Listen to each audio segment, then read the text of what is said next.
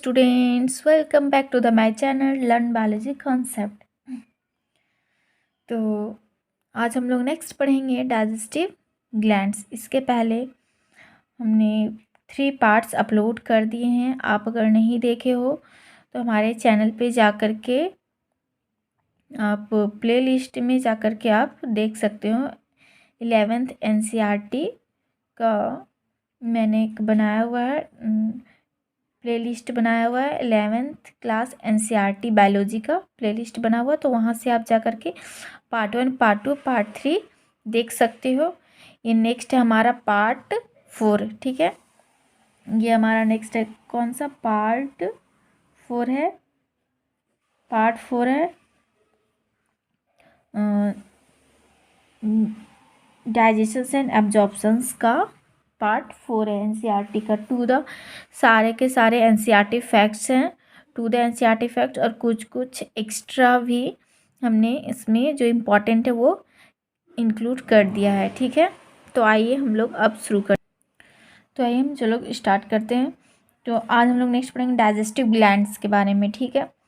तो digestive glands जो है, तो ये जो हमारा डाइजेस्टिव ग्लैंड है किससे एसोसिएटेड है, कहाँ से सीक्रेट होता है? तो हमारे एलिमेंट्री कैनाल से जो भी सीक्रेट्स होता है, तो जो भी होता है हमारे एलिमेंट्री कैनाल से जो भी जुड़ा हुआ है उसे हम लोग क्या बोलते हैं? डाइजेस्टिव ग्लैंड्स बोलते हैं, ठीक है।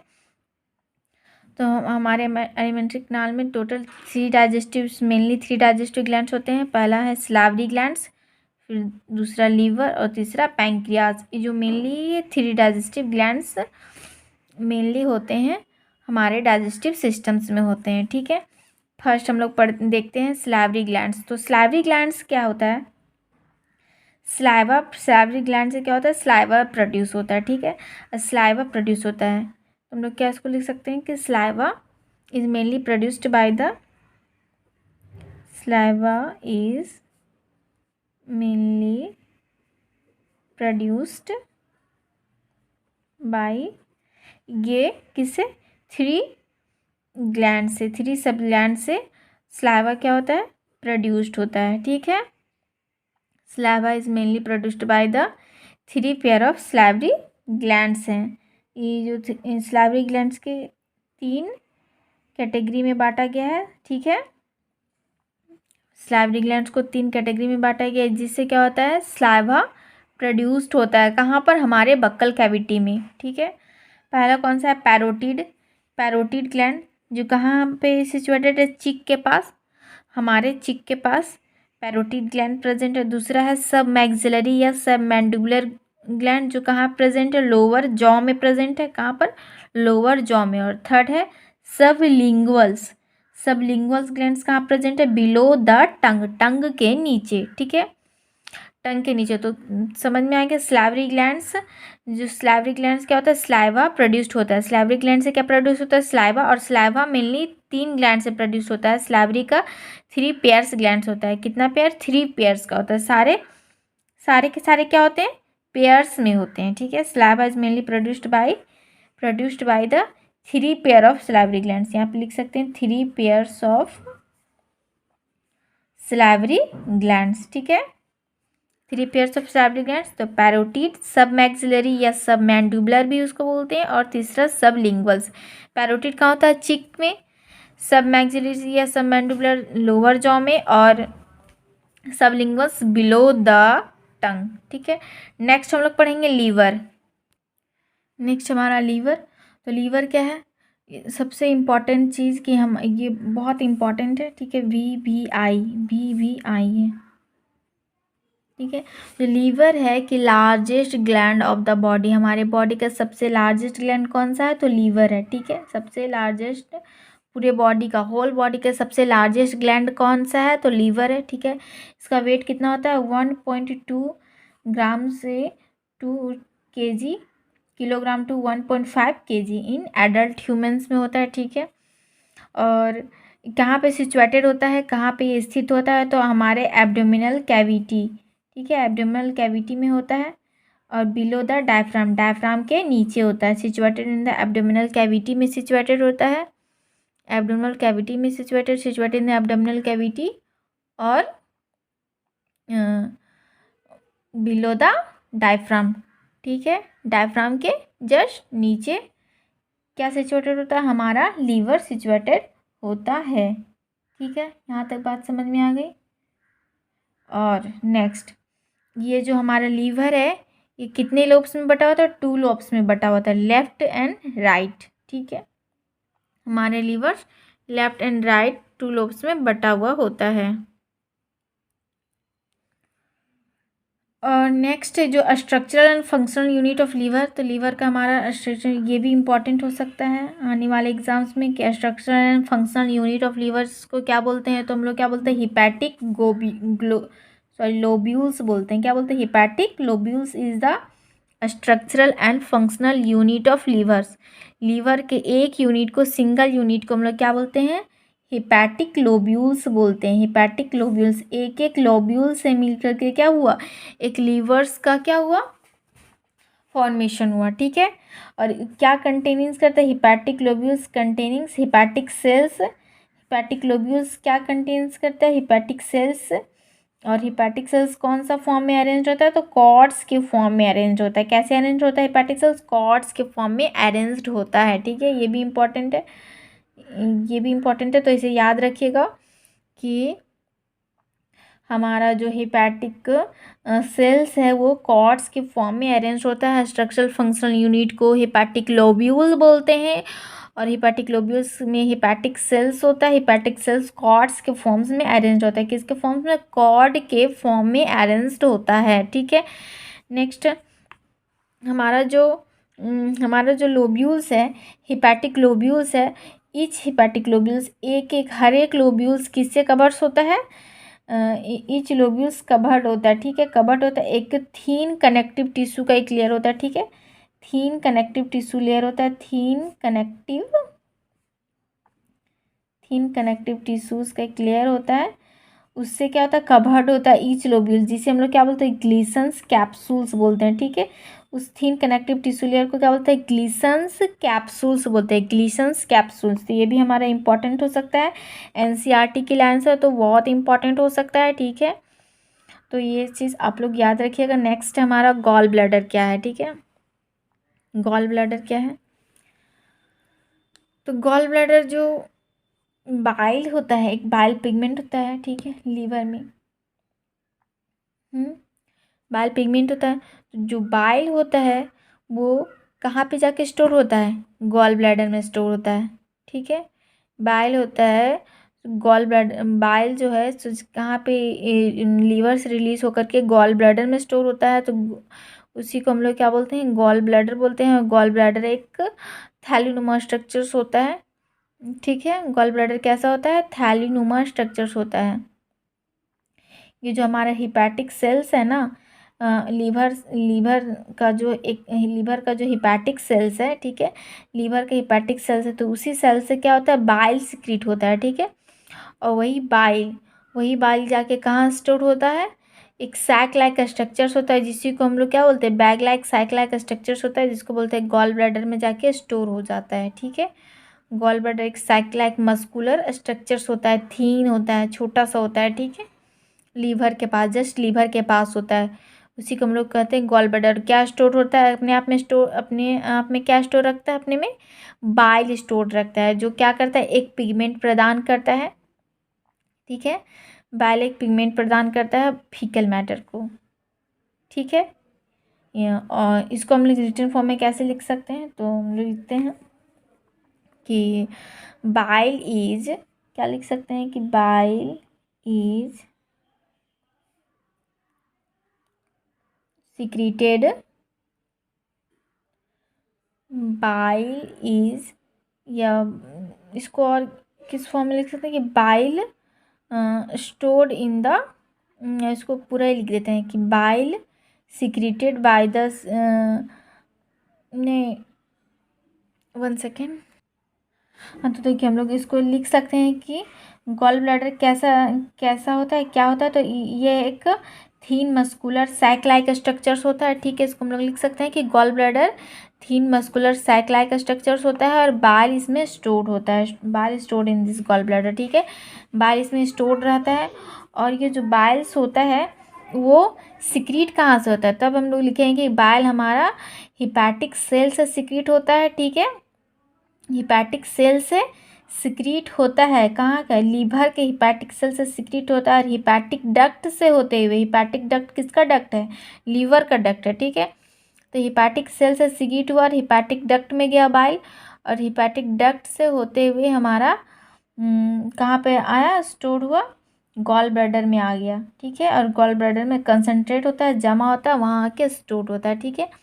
तो सिक्रीट कहाँ, अगर कभी पूछे कि बाइल, तो हम लोग इसको भी कंक्लूड कर लेते हैं, इंक्लूड कर लेते हैं कि bile secreted by the hepatic sales passes through the hepatic ducts. ये जो बाइल आता कहाँ से, बाइल स्टोर कहाँ से आता है, तो बाइल सिक्रीटेड बाय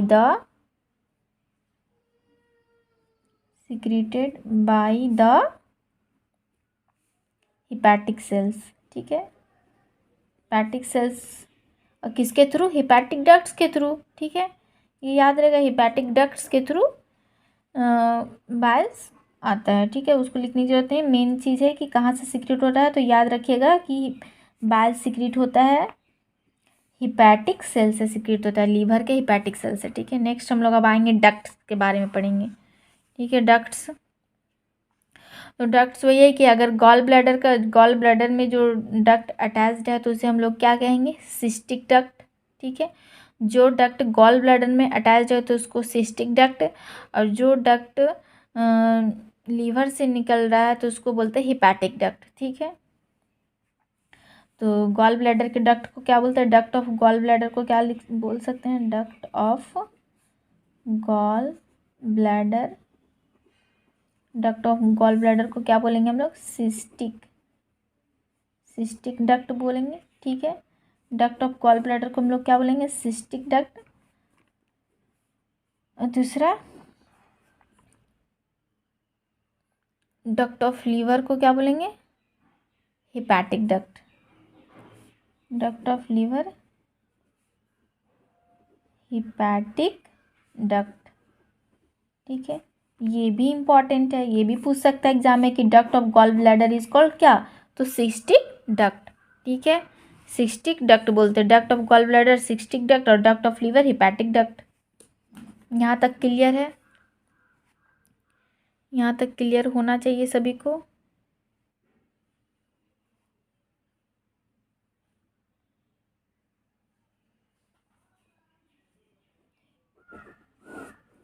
नेक्स्ट हम लोग देखते हैं, हमारा डक्ट हो गया, और डक्ट हैं, और भी इसमें डक्ट है, जो दोनों के डक्ट होते हैं, लीवर गॉल ब्लैडर के डक्ट, ठीक है, और हिपैटिक डक्ट लीवर का डक्ट, दोनों जाके कहाँ पे ज्वाइन हो जाता है, एक कॉमन हिपैटिक डक्ट होता है, ठीक है। दोनों डक्ट क्या होते हैं, एक यहाँ से गॉल ब्लैडर के डक्ट आ रहे हैं, ठीक है। इधर से हमारे लीवर्स के डक्ट आ रहे हैं, तो ये दोनों डक्ट जाके एक जगह क्या हो जाते हैं, मिल जाते हैं, ठीक है।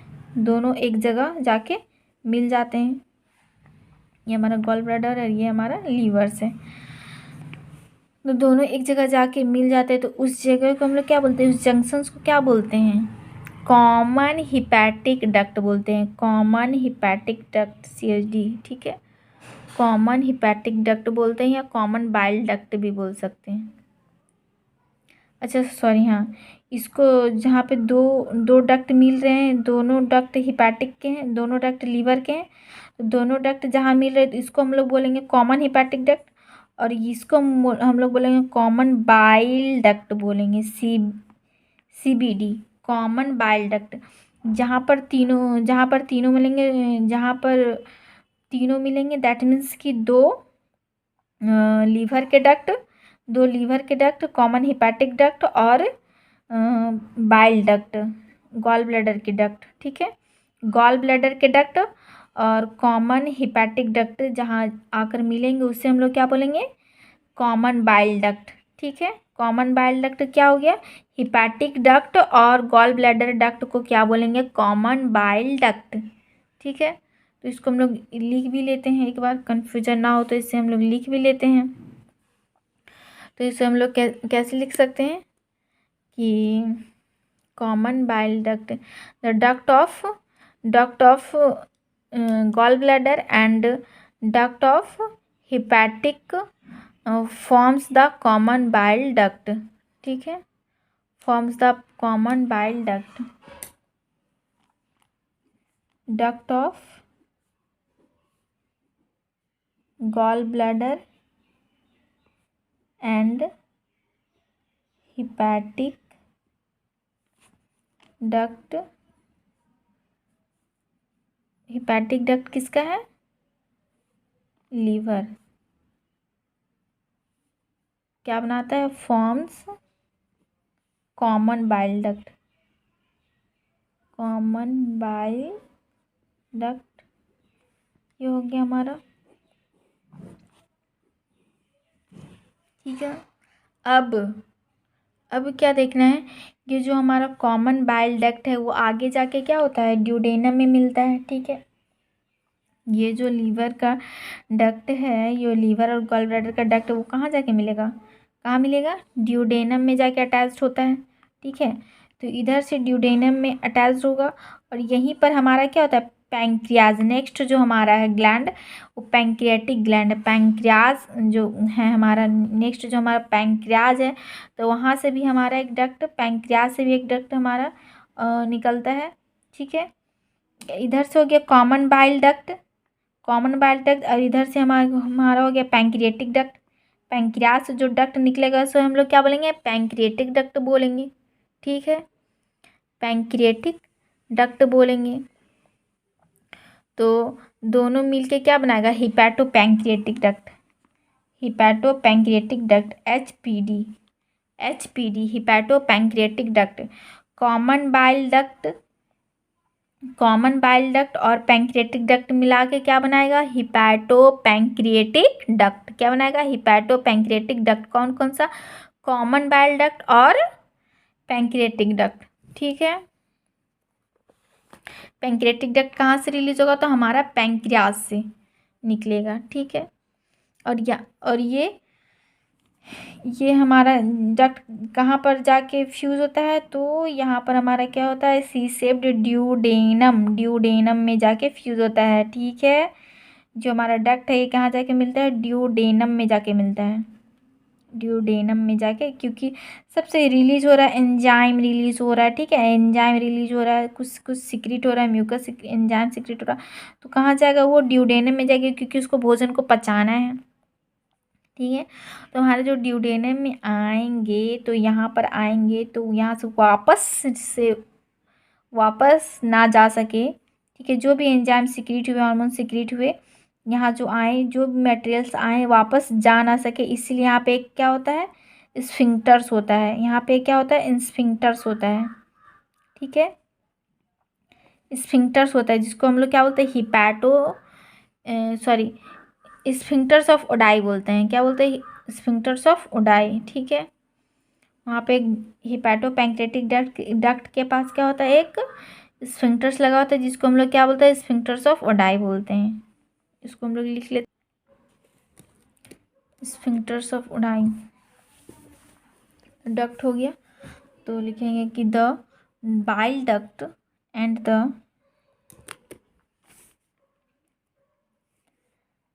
द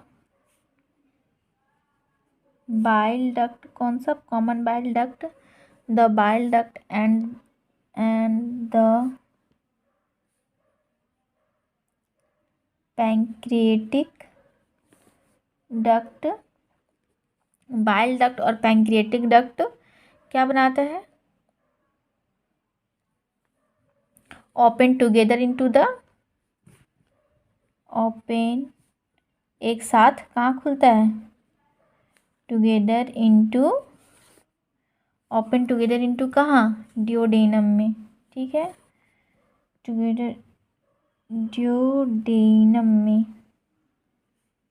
मतलब ड्यूडेनम में जाके खुलता है। ठीक है, यहाँ तक क्लियर है कि हमारा जो बाइल डक्ट है बाइल डक्ट है और पैंक्रियाटिक डक्ट है, दोनों मिल के जो पैंक्रियास से निकलता है पैंक्रियाटिक डक्ट, जो कॉमन बाइल डक्ट हो गया कि जो गॉल ब्लैडर और लीवर से दोनों मिल के जो निकला कॉमन बाइल डक्ट, दोनों जाके कहाँ खुलेगा, डिओडेनम में खुलेगा। ठीक है, और डिओडेनम के पास क्या लगा हुआ रहता है, हमारा एक स्फिंक्टर्स लगा हुआ होता है, वहाँ पे हमारा एक तरह का वहाँ पर गार्ड लगा हुआ रहता है जो बोलता है कि एक बार आ गया खाना, एक बार आ गया सामान तो वापस नहीं जाने मिलेगा, तो वहाँ पर उस स्फिंक्टर्स को क्या बोलते हैं, स्फिंक्टर्स ऑफ ओडाई। ठीक है, उसको भी हम लोग लिख लेते हैं। हिपैटो पैंक्रियाटिक डक्ट ड्यूडेनम में खुलता है, जिसको हम लोग क्या बोलते हैं, क्या कहते हैं, कॉल्ड ड्यूडेनम एज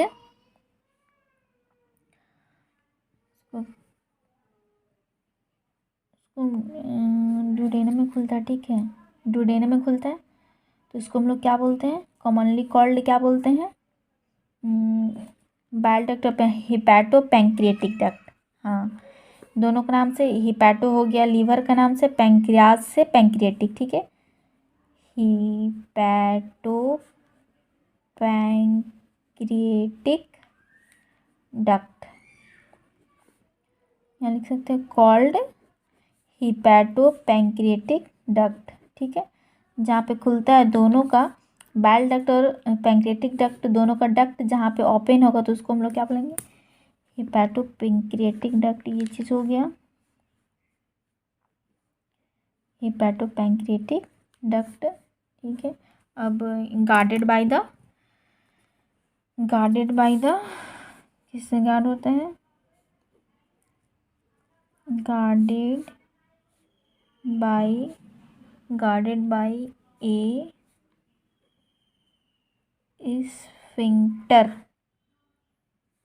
स्फिंक्टर्स, जिसको क्या बोलेंगे, स्फिंक्टर ऑफ ओडाई। ठीक, स्फिंक्टर्स ऑफ ओडाई।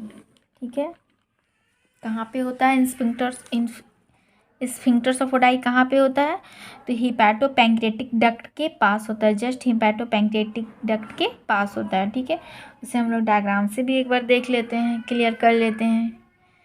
देखिए, पैंक्रियाज भी पढ़ लेंगे, उसके बाद फिर डायग्राम से हम लोग इसे समझेंगे। एक बार पैंक्रियाज देख लेते हैं क्या है। नेक्स्ट हमारा पैंक्रियाज, थर्ड है हमारा पैंक्रियाज। ठीक है,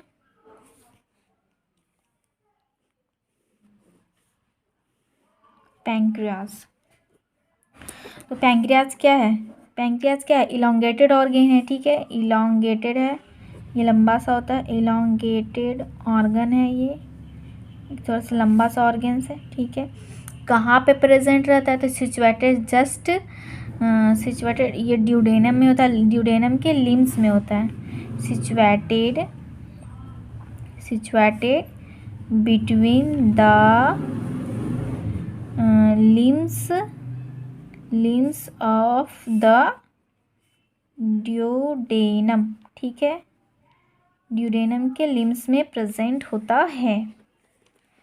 और क्या इसके बारे में है, और क्या, ये क्या है, कैसा ग्लैंड है, तो हेट्रोक्राइन ग्लैंड है। ये कैसा ग्लैंड है, हेट्रोक्राइन ग्लैंड है, हेट्रोक्राइन ग्लैंड है। ठीक है, हेट्रोक्राइन ग्लैंड बोले तो बोथ, इसके पास दोनों फंक्शंस है, एक्सोक्राइन ग्लैंड्स का भी फंक्शंस और एंडोक्राइन ग्लैंड्स का। ठीक है, एक्सोक्राइन ग्लैंड्स और एंडोक्राइन ग्लैंड्स। ठीक है, एक्सोक्राइन ग्लैंड्स में डक्ट होता है और एंडोक्राइन डक्टलेस होता है। ठीक है, एक्सोक्राइन डक्ट के थ्रू एक्सोक्राइन डक्ट के थ्रू मटेरियल्स पास होता है, जबकि एंडोक्राइन में डक्टलेस होता है। ठीक है, ये इसका कॉमन डिफरेंस है, जो आप लोग को पता होगा ही, पता होना चाहिए, नहीं पता होगा तो कोई बात नहीं, पता होगा तो अच्छी बात है। ठीक है, अब जो एक्सोक्राइन ग्लैंड्स है हमारा जो एक्सोक्राइन ग्लैंड है पैंक्रियास का, किससे बना हुआ रहता है?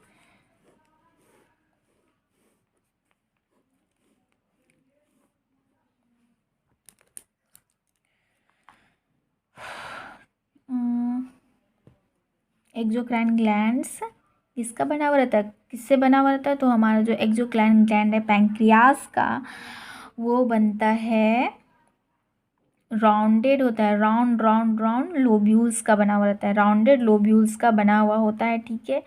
जो एक्सोक्राइन ग्लैंड्स है किसका बना हुआ रहता है? राउंडेड लोब्यूल्स का, जिसको हम लोग एसिनी बोलते हैं, राउंडेड लोब्यूल्स का बना हुआ होता है, जिसको हम लोग क्या बोलते हैं? एसिनी बोलते हैं, ठीक है।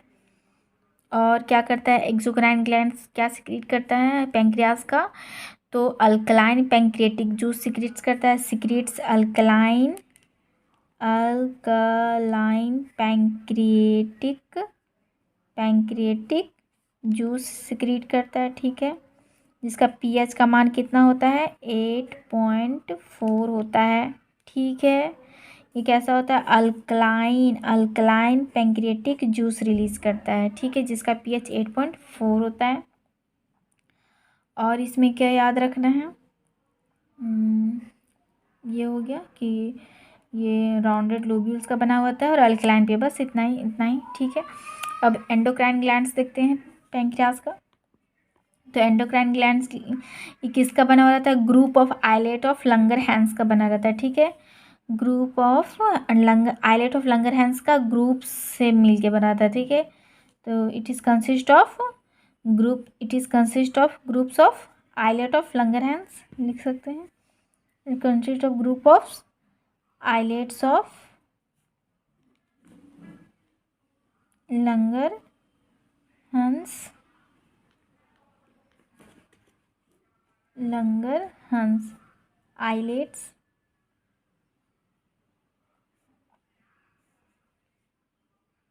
आइलेट्स ऑफ लंगरहंस, ठीक है।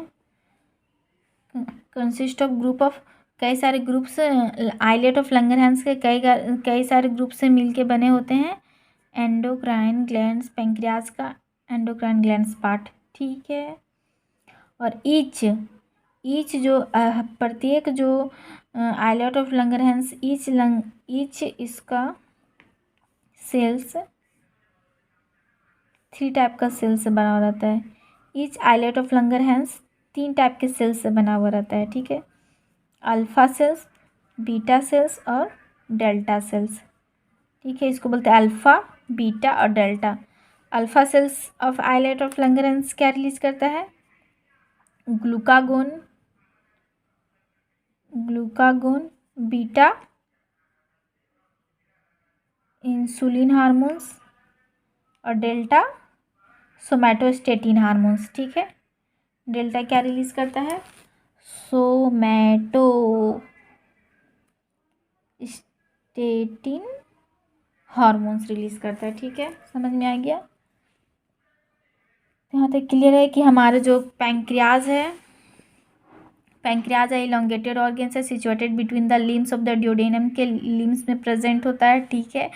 यह एक हेट्रोक्राइन ग्लैंड है, इसके पास बोथ फंक्शंस एक्सोक्राइन ग्लैंड्स का functions, endocrine glands. Exocrine glands किससे मिलके बना हुआ था? तो राउंडेड लोब्यूल से मिलके बना होता है, जिसको एसिनी बोलते हैं। और जबकि एंडोक्राइन से ग्रुप ऑफ आइलेट ऑफ लंगरहैंस से मिलके बना रहता है, ठीक है। कई सारे आइलेट ऑफ लंगरहैंस मिल करके एक एंडोक्राइन ग्लैंड्स बनाते हैं पैंक्रियास का। और ये क्या सिक्रीट करता है हमारा? ये क्या सिक्रीट करता है? लिख सकते हैं कंसिस्ट ऑफ, क्या सिक्रीट करता है? सिक्रीट ये cells 3 types cells alkaline pancreatic juice, ठीक है। और ये 3 टाइप सेल से मिलके बना हुआ रहता है कौन? Islet of Langerhans. प्रत्येक islets of Langerhans alpha, beta, delta cells. Alpha cells of islets क्या रिलीज करता है? Glucagons. Beta cells of islets of Langerhans insulins और डेल्टा सेल्स सोमैटोस्टेटिन्स, ठीक है। यहाँ तक बात क्लियर हो गया। नेक्स्ट अब हम लोग क्या पढ़ेंगे? थोड़ा सा हम लोग गैस्ट्रिक ग्लैंड्स के बारे में पढ़ेंगे और इंटेस्टिनल ग्लैंड्स के बारे में पढ़ेंगे, ठीक है। हम लोग पढ़ेंगे गैस्ट्रिक ग्लैंड्स के बारे में पढ़ेंगे थोड़ा। जो गैस्ट्रिक ग्लैंड्स है जो ये स्टमक के एपिथेलियम से बनता है, ठीक है। स्टमक के एपिथेलियम टिश्यू से बनता है, ठीक है। एपिथेलियम टिश्यू से बनता है क्या? गैस्ट्रिक ग्लैंड्स, ठीक है। ये स्टमक का पार्ट है।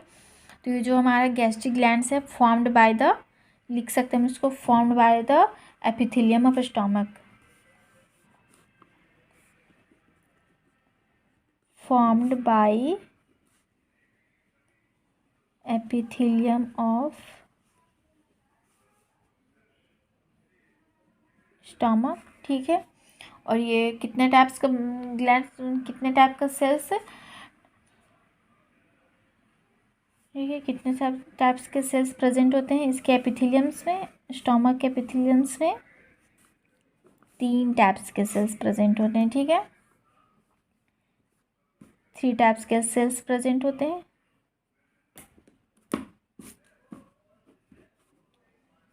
3 types cells of epithelium of gastric glands, of epithelium. 3 types कौन कौन से? पहला हो गया, इसको हम लोग याद रख सकते हैं,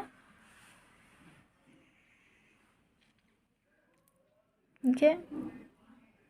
3 टाइप्स के एपिथेलियम ऑफ गैस्ट्रिक ग्लैंड्स लिख सकते हैं। और ये इसको हम लोग याद रख सकते हैं पोम से। क्या? पोम। पहला पेप्टिक सेल्स,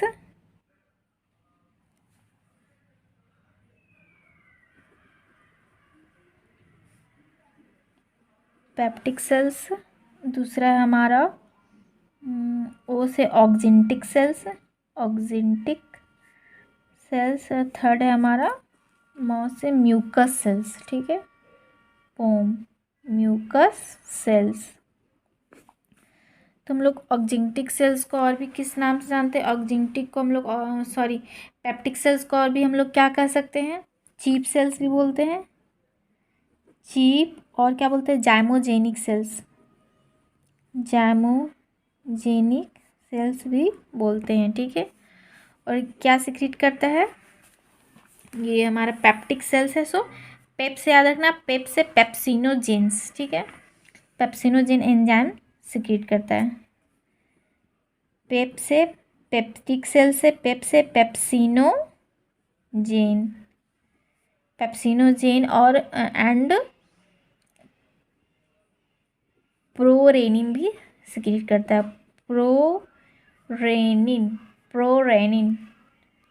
प्रोरेनिन भी सिक्रेट करता है, ठीक है।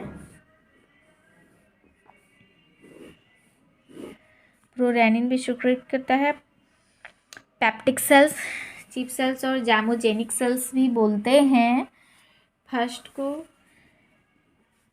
सेकेंड हमारा ऑक्जिंटिक सेल्स। ऑक्जिंटिक सेल्स को और भी हम लोग क्या बोलते हैं?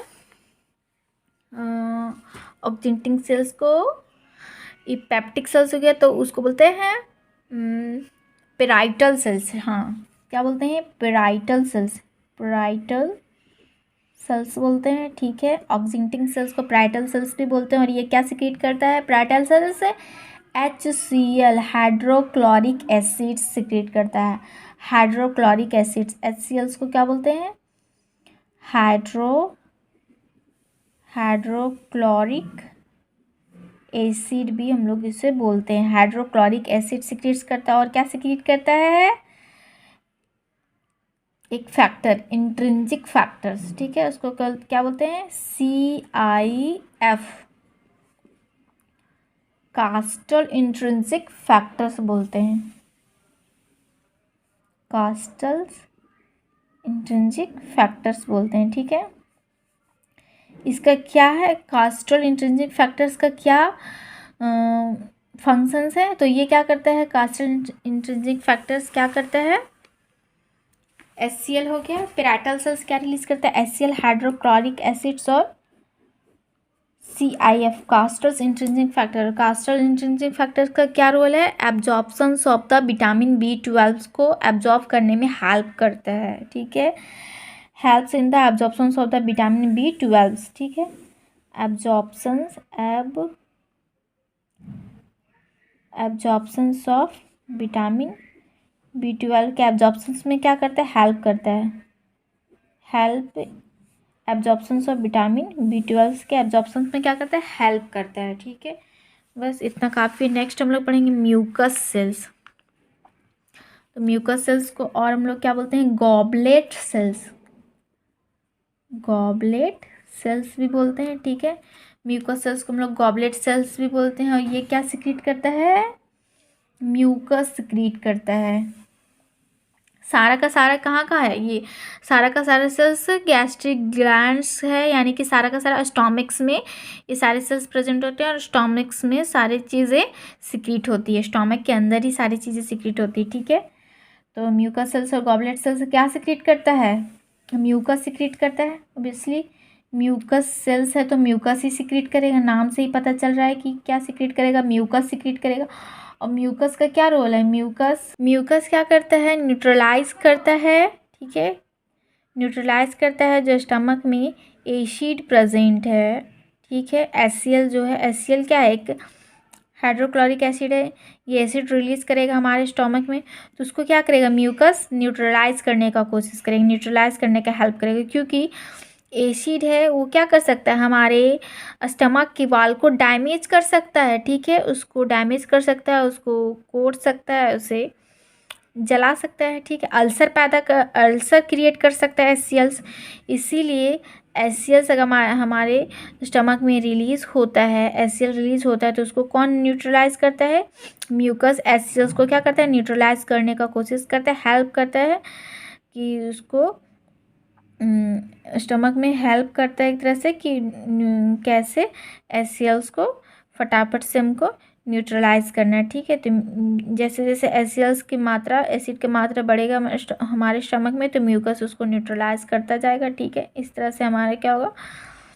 स्टमक हेल्दी कंडीशंस में बने हुए रहेंगे। तो ठीक है, सो दैट्स ऑल। आज यहीं तक रहेगा हमारा, ठीक है। आज यहीं तक हमारा रहेगा। नेक्स्ट वीडियो में हम लोग पढ़ेंगे आपका digestions of food part.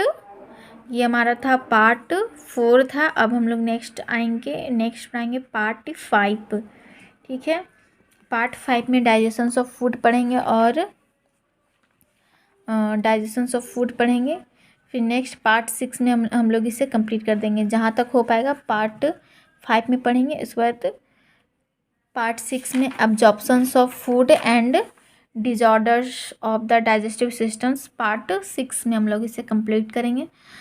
So thank you friends. अगर वीडियो अच्छा लगा हो तो लाइक करें, सब्सक्राइब करें, शेयर करें। और कोई भी टॉपिक में डाउट हो तो हमें कमेंट करें, तो मैं उसके ऊपर वीडियो ज़रूर बनाऊंगी। और अगर आप MSc या BSc जूलॉजी जूलॉजी ऑनर्स के स्टूडेंट हैं तो उसके लिए भी मैं नोट्स प्रोवाइड कर दूंगी। अगर आप टॉपिक वाइज कमेंट करें तो मैं आपको MSc जूलॉजी और BSc जूलॉजी की किसी भी टॉपिक का नोट्स प्रोवाइड कर दूंगी विथ एक्सप्लेनेशंस के साथ, ठीक है। और हाँ, अगर आपको इसका PDF भी चाहिए, ठीक है, हमारे नोट्स का PDF चाहिए, तो आप हमारे टेलीग्राम चैनल से लर्न बायोलॉजी कॉन्सेप्ट के नाम से, लर्न बायोलॉजी कॉन्सेप्ट हमारा टेलीग्राम चैनल है हमारा, learn biology concept, learn biology का चैनल के ही नाम से हमारा एक टेलीग्राम ग्रुप है। वहाँ पे आप जुड़ के नोट्स ले सकते हो। जिस किसी का भी नोट्स का PDF चाहिए तो हमें कमेंट करें, तो वहाँ से आपको टेलीग्राम चैनल से हमारे सारे नोट्स आपको प्रोवाइड कर दिए जाएंगे। तो वहाँ पे हमारे टेलीग्राम पे जुड़े और कमेंट करें, हमें वीडियो में कमेंट करें, जिस किसी भी नोट्स चाहिए टॉपिक वाइज कमेंट करें। So okay, thank you, bye bye friends.